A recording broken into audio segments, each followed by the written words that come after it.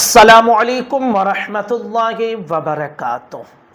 शादी शुदा जो लोग हैं उनके लिए बहुत अहम और ज़रूरी मसला है।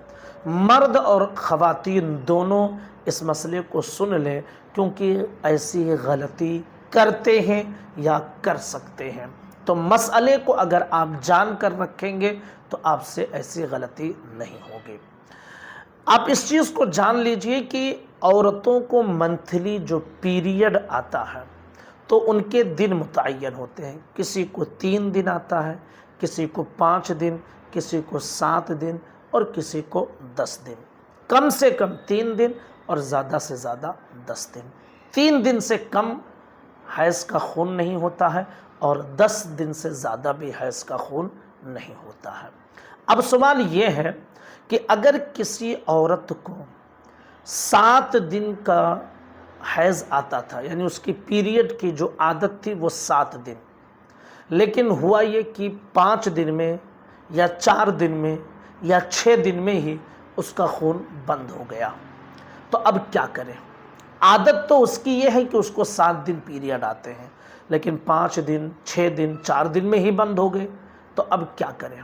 क्या ऐसी औरत से शौहर हम बिस्तरी कर सकता है?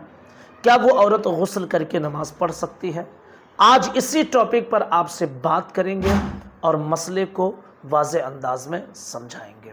याद रख लीजिए कि औरत को जितनी आदत थी, यानी जितने दिन उसे खून आते थे, अगर उससे पहले खून बंद हो जाए तो फिर उस औरत के लिए हुक्म ये है कि वो गुस्ल कर ले और गुस्ल करने के बाद जो नमाज, रोज़े, ये सारी चीज़ें हैं वो कंटिन्यू कर दे।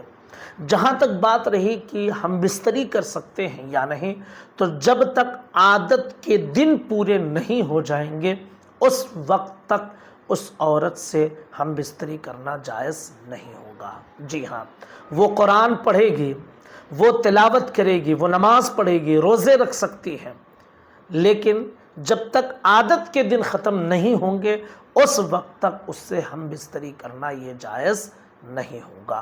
तो ये बहुत ज़रूरी मसला, अक्सर लोग इसमें गलती कर बैठते हैं, नहीं जानते हैं, इसलिए ध्यान से सुनकर बारीकी के साथ बार बार इसे समझ लें और दोस्तों को शेयर भी कर दें। अस्सलामु अलैकुम वरहमतुल्लाहि वबरकातुहू।